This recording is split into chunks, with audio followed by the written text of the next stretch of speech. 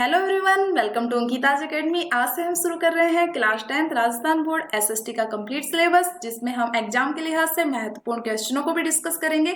साथ ही मैं आपको लिखने का स्टाइल भी बताऊंगी कि किस तरह से आप एसएसटी में अच्छे मार्क्स ला सकते हैं। सबसे पहले हम सिलेबस देख लेते हैं। टोटल 20 चैप्टर है, जिसमें चैप्टर 1 से लेके 4 तक हिस्ट्री पोर्सन है। 5th, 6th और 7th ये तीनों ही पॉलिटी के हैं। 8 से लेकर के 13 तक ज्योग्राफी पोर्सन है, जिसमें हम मैप भी कवर करेंगे। 14 से लेके 18 तक हमारा इकोनॉमिक्स है। 19 सड़क सुरक्षा और 20 स्वच्छता से संबंधित है। आज से हम शुरू कर रहे हैं चैप्टर 1 स्वर्णिम भारत प्रारंभ से 1206 ईस्वी तक। इस चैप्टर से हमारे 2 क्वेश्चन आएंगे, एक आएगा 1 मार्क्स का और एक आएगा 4 मार्क्स का। शुरुआत में बताया गया है कि किस तरह से भारत को विश्व गुरु और सोने की चिड़िया कहा जाता था। विश्व के अनेक देशों जैसे मलेशिया, ऑस्ट्रेलिया, फिलीपींस, जापान आदि में भारत का राजनीतिक और सांस्कृतिक साम्राज्य था। सिंधु सरस्वती सभ्यता, वैदिक सभ्यता, रामायण महाभारत काल को भारत का स्वर्णिम काल गोल्डन एरा कहा जाता है, क्योंकि इस दौरान भारत की सभ्यता और संस्कृति अपनी उन्नत अवस्था में थी। उत्तर वैदिक काल में हमें विभिन्न जनपदों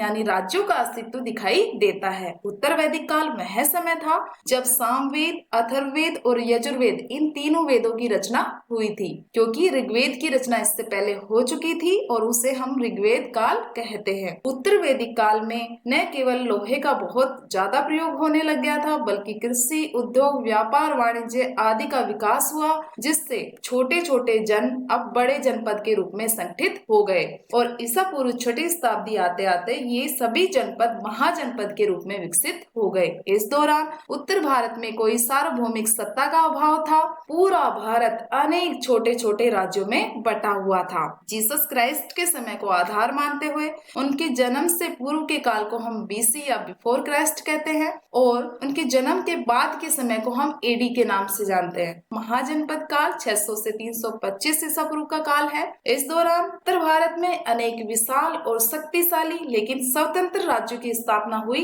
उन्हें ही हम महाजनपद कहते हैं। विभिन्न जैन और बौद्ध धर्म ग्रंथों से हमें महाजनपद की जानकारी प्राप्त होती है। सबसे महत्वपूर्ण ग्रंथ है अंगुत्तर निकाय। इस ग्रंथ से हमें पता चलता है कि उस दौरान 16 महाजनपद थे। काशी, कुरु, अंग, वज्जी, मल, चेदी, वत्स, कौशल, पांचाल, मत्स्य, सूरसेन, अस्सक, अवंती, गांधार और कंबोज। ये जितने भी 16 महाजनपद थे, इनमें आज की ही तरह 2 प्रकार के राज्य थे, एक राजतंत्र और एक गणतंत्र। राजतंत्र मतलब जहाँ राजा का शासन था, गणतंत्र जहाँ जनता के एक समूह के माध्यम से शासन किया जाता था। यहाँ से हमारे 1 मार्क्स के क्वेश्चन बनते हैं। एक तो ये बनता है कि कौन से ग्रंथ से हमें जानकारी मिलती है 16 महाजनपदों की, तो अंगुत्तर निकाय से, जो कि बौद्ध धर्म ग्रंथ था। महाजनपद किसे कहा जाता है? उत्तर भारत में 6वीं शताब्दी ईसा पूर्व में अनेक विशाल व स्वतंत्र राज्यों की स्थापना हुई, जिन्हें हम महाजनपद कहते हैं। साथ ही 2 उन जनपदों का नाम बताइए जहाँ पे गणतंत्र था। तो इसमें हमें कुशीनारा का मल, पावा के मल,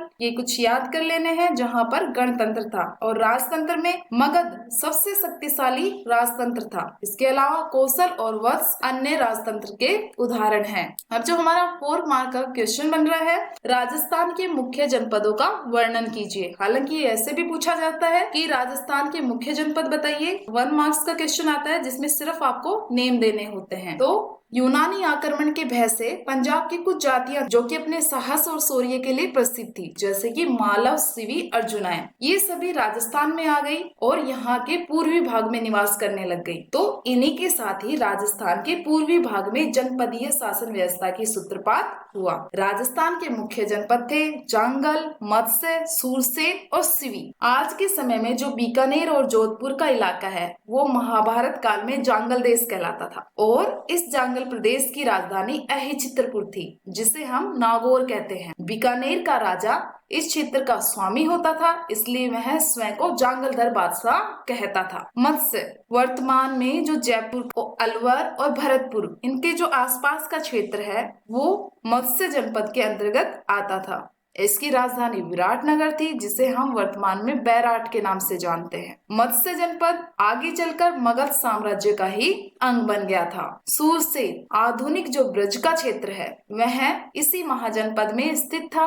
इसकी राजधानी मथुरा थी। राजस्थान के भरतपुर, धौलपुर, करौली, इन जिलों के अधिकांश भाग सूरसेन जनपद के अंतर्गत ही आते थे। भगवान श्री कृष्ण का संबंध भी इसी जनपद से था। सिवी जनपद, इसकी राजधानी शिवपुर थी। राजा सुशील ने अन्य जातियों के साथ जो 10 राजाओं का युद्ध हुआ था उसमें उन्होंने इसे पराजित किया था। भविष्य में दक्षिण पंजाब की यह स्वी जाति राजस्थान के मेवाड़ क्षेत्र, जिसे हम वर्तमान में उदयपुर कहते हैं, वहां निवास करने लगी थी। तो हमने देखा कि किस तरह से राजस्थान में 4 महाजनपद थे, मुख्य जनपद थे। जांगल जो कि बीकानेर जोधपुर के क्षेत्र में था, मत्स्य जो कि अलवर भरतपुर जयपुर के क्षेत्र में था, सूरसेन जो कि भरतपुर धौलपुर करौली के क्षेत्र में था और स्वी जो कि मेवाड़ क्षेत्र में था। इन महाजनपदों को मैप में देख लेते हैं। सबसे उत्तर में यहाँ पे कंबोज महाजनपद है। आधुनिक अफगानिस्तान का क्षेत्र इसके अंतर्गत शामिल था।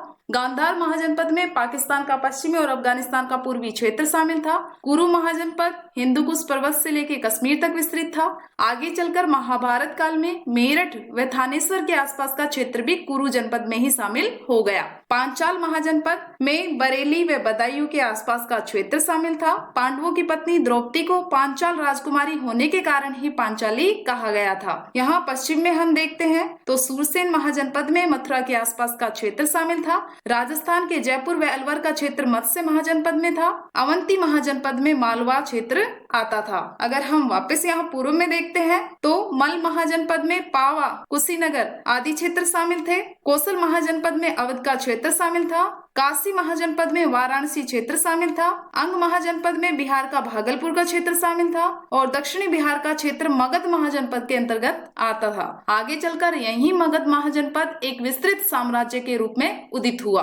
ये वत्स महाजनपद, इसमें इलाहाबाद व प्रयाग के आसपास का क्षेत्र शामिल था। चेदी महाजनपद में बुंदेलखंड क्षेत्र शामिल था। अस्मक महाजनपद में गोदावरी घाटी का क्षेत्र शामिल था। यहाँ ये राजस्थान के जनपद का मैप है। अभी आप देख रहे हैं जो बीकानेर, ये यहाँ पे बीकानेर है और ये जोधपुर। तो बीकानेर जोधपुर का जो ये क्षेत्र है ये आता था जांगल जनपद के अंतर्गत। जयपुर और इसके आसपास का क्षेत्र, आसपास के क्षेत्र में अलवर के कुछ भाग और भरतपुर के कुछ भाग ये मध्य जनपद में शामिल थे। इसके अलावा सूरसेन जनपद, जिसमें भरतपुर, धौलपुर और करौली, यानी ये भरतपुर यहाँ पे, ये धौलपुर और ये करौली, इनके कुछ हिस्से इसमें शामिल थे। सिवी जनपद का संबंध मेवाड़ के क्षेत्र से था। इन महाजनपदों की शासन व्यवस्था को देख लेते हैं। कुछ में राजतंत्रात्मक जबकि कुछ महाजनपदों में गणतंत्रात्मक शासन व्यवस्था थी। लेकिन गणतंत्रात्मक शासन प्रणाली होने के बावजूद इन जनपदों की राजसत्ता कुलीन परिवारों के हाथों में ही रहती थी और इन्हीं परिवारों के प्रतिनिधि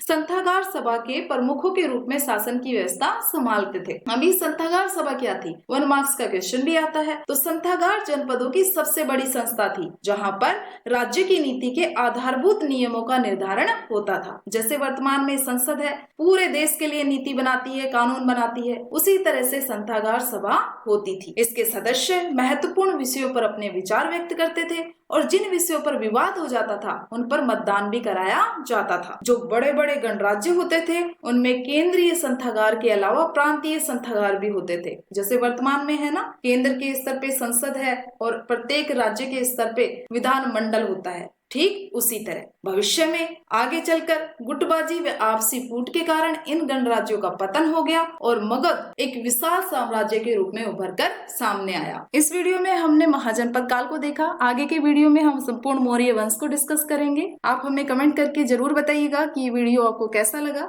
अंकिताज एकेडमी को जरूर से सब्सक्राइब करें, बेल आइकन प्रेस करें और अगर आपको ये वीडियो पसंद आया हो तो लाइक जरूर करें। Thank you.